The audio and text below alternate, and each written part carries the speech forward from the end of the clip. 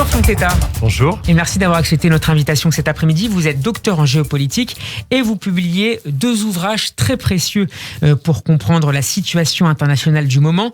Le premier, paru aux éditions Autrement, c'est le Grand Atlas 2022, publié en collaboration avec Courrier International et France Info. Je le montre à la caméra pour ceux qui nous regarderont tout à l'heure sur YouTube. Et puis, vous faites paraître chez ce même éditeur, avec Pierre-Alexandre Mounier, cet Atlas de l'Europe, un continent dans tous ses états. Et vous y revenez notamment, Franck Tétart, sur la Biélorussie, qui est au cœur de l'actualité depuis quelques jours, avec cette crise migratoire à sa frontière avec la Pologne.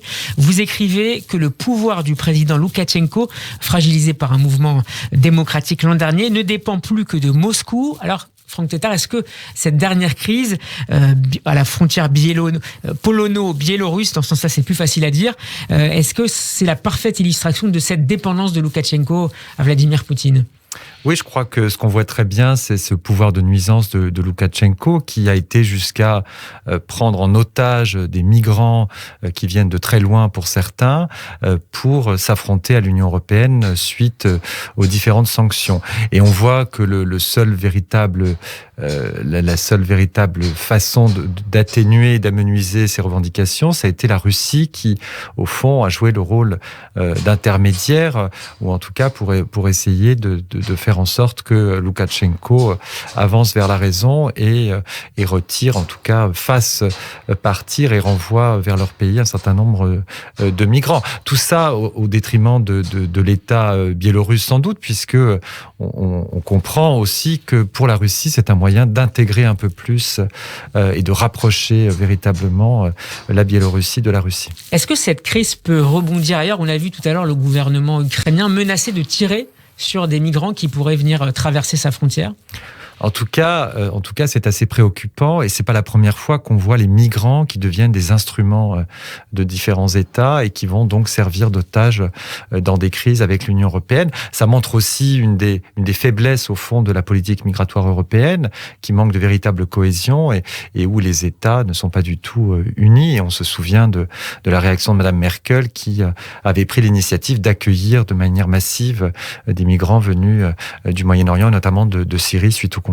Ces derniers jours, Franck Tétart, les États-Unis, la France, l'Allemagne et l'OTAN ont dénoncé le renforcement de troupes russes aux frontières orientales de l'Ukraine.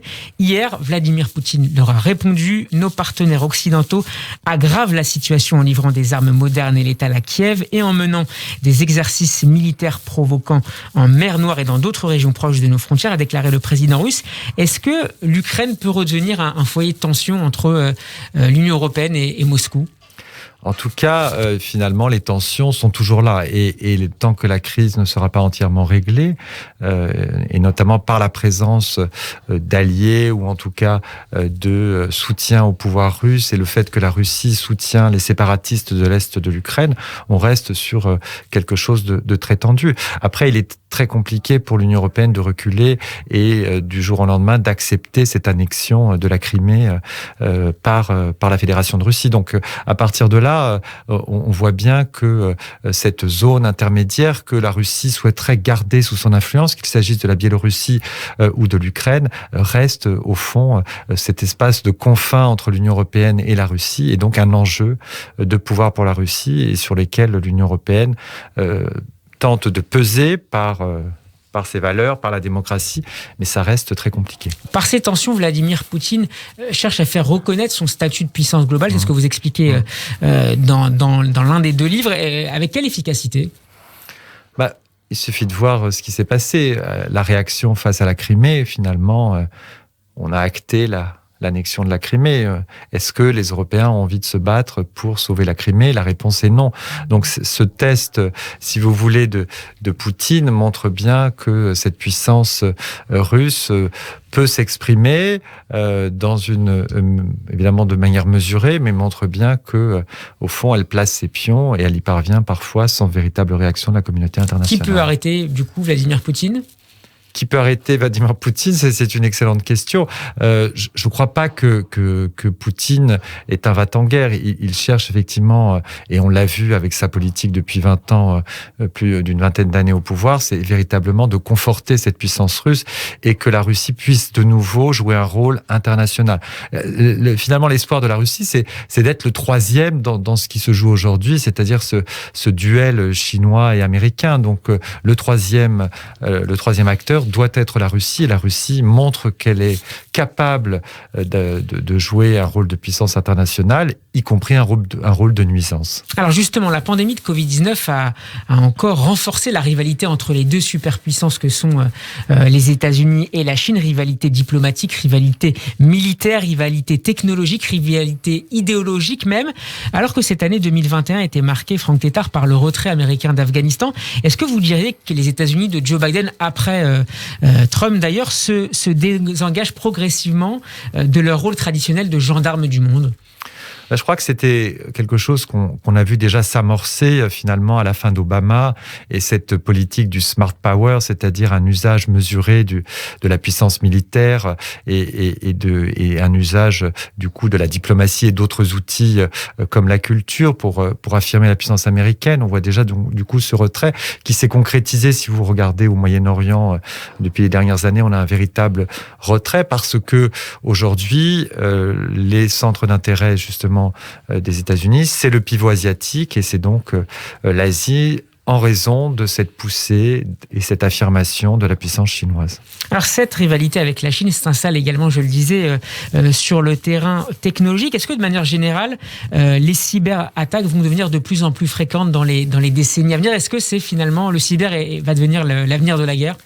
En tout cas, le cyber est aujourd'hui le 4e terrain militaire, puisqu'on a l'air, on a la mer, on a la terre, et aujourd'hui on a le cyber, où un certain nombre d'actions de sabotage, un certain nombre d'actions de manipulation, un certain nombre d'actions et d'influence, de jeux d'influence, et on l'a vu lors des élections américaines et même françaises que un certain nombre d'hackers, sans doute russes, ont cherché à déstabiliser ces élections. Donc on voit bien que ce terrain du cyber est aujourd'hui un véritable théâtre militaire. On l'a vu aussi avec les plateformes numériques, notamment Facebook, pendant l'avant-dernière campagne présidentielle américaine. Tout à fait. Et donc, c'est véritablement aujourd'hui un outil. On parle de guerre hybride et les Russes semblent véritablement être dans la capacité de justement jouer beaucoup sur ce terrain du cyber pour mener des attaques déstabilisantes vis-à-vis des guerres de l'information ? Avec des guerres de l'information, tout à fait.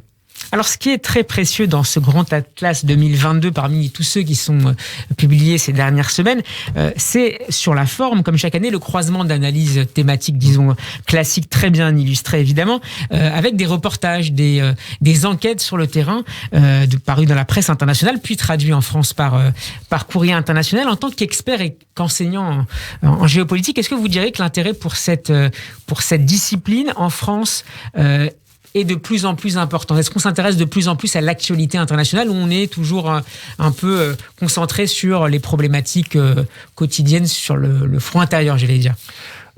Je crois que la campagne électorale est malheureusement révélatrice de ce que vous venez de dire. C'est-à-dire que je trouve que jusqu'à aujourd'hui, on a très peu parlé des grands enjeux internationaux dans la campagne électorale et qu'on se cantonne à des oppositions sur les vieux thèmes que l'on ressasse à chaque élection, à savoir la sécurité, l'immigration, etc. Mais malgré l'interdépendance notamment des économies. Malgré l'interdépendance des économies, malgré les enjeux globaux que sont le réchauffement climatique, malgré le fait que aujourd'hui, la France est impliquée à l'échelle internationale sur des théâtres comme le Mali, et que d'être une puissance capable effectivement de se déployer ailleurs qu'en Europe montre une France qui joue un rôle de puissance moyenne à l'échelle du monde. Et donc, ça veut dire que les intérêts géopolitiques mondiaux, ça veut dire que l'actualité géopolitique mondiale est particulièrement importante pour la France, pour la stratégie française, non seulement au niveau militaire, mais aussi économique et géopolitique. Pourtant, il y a visiblement un intérêt à travers les émissions à la télévision, à la radio, dans les librairies, comme on peut le voir avec de nombreux atlas. Comment vous expliquez ce décalage entre le discours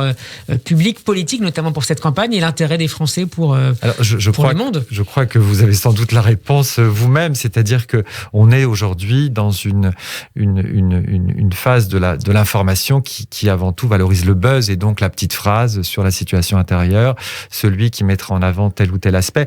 Et au fond, une volonté et peut-être une mauvaise compétence dans l'appréhension des grands enjeux que sont ces grands enjeux internationaux. Alors, les auditeurs de Radio J, vous le savez, Franck Tétart, ont un intérêt particulier pour l'actualité du Proche et du Moyen-Orient. La grande tendance de ces 2 dernières années, c'est évidemment la normalisation des relations de l'État hébreu avec une partie du monde arabe. Dans une interview parue tout à l'heure sur le site Times of Israel, la ministre israélienne de l'Intérieur, Ayelet Shaked, explique que le prolongement des accords d'Abraham à d'autres États nécessitait que les États-Unis posent sur la table de nouvelles incitations, des carottes à ces éventuels États intéressés. Est-ce que vous partagez cette analyse ?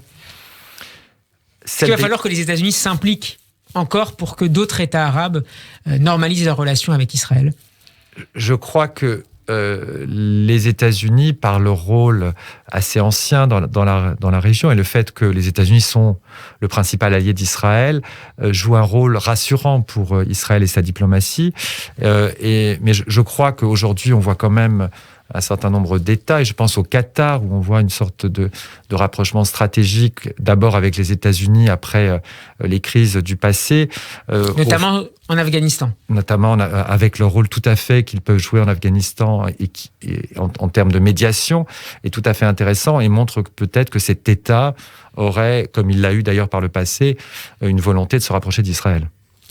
Malgré ou à cause aussi de ses relations importantes avec le Hamas, qu'il finance en partie, en tout cas où il finance la reconstruction d'infrastructures dans la bande de Gaza. Tout à fait. Et je pense que c'est assez intéressant parce que ça peut être aussi de jouer un rôle stabilisateur. C'est-à-dire que si le Qatar se rapproche d'Israël et permet donc à la bande de Gaza de se développer, peut-être que les extrémistes vont par conséquent avoir tendance à disparaître ou en tout cas être plus marginalisés et mieux encadrés à travers une relation apaisée entre les différents acteurs. Franck Tétart, vous connaissez très bien le Golfe pour y avoir vécu quelques années. On y suit là-bas, j'imagine, de près le développement du nucléaire iranien.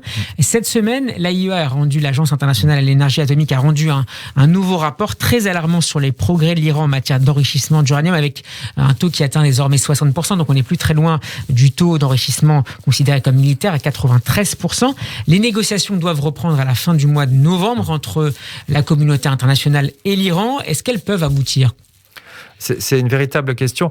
Moi, j'ai un peu l'impression que, au fond, l'Iran joue la carte de l'option maximale et afin de pouvoir mieux négocier un certain nombre de choses, et notamment vis-à-vis des États-Unis. Donc, je pense qu'en montrant leur capacité à être allés jusqu'au seuil des 60%, pourra leur permettre de dire que, l'ayant atteint, ils décident de se confronter à la réalité et aux exigences de la communauté internationale à travers l'AIEA. L'Iran, que vous traitez notamment dans le Grand Atlas 2022 à travers la question électorale après la présidentielle de juin dernier. Merci beaucoup Franck Tétart d'avoir été notre invité cet après-midi dans le Grand Journal. Je rappelle vos 2 derniers livres, l'Atlas de l'Europe, publié avec Pierre-Alexandre Mounier aux éditions Autrement, et puis ce formidable Grand Atlas 2022 qui est absolument passionnant et qui ouvre de très nombreuses perspectives de réflexion sur l'actualité internationale.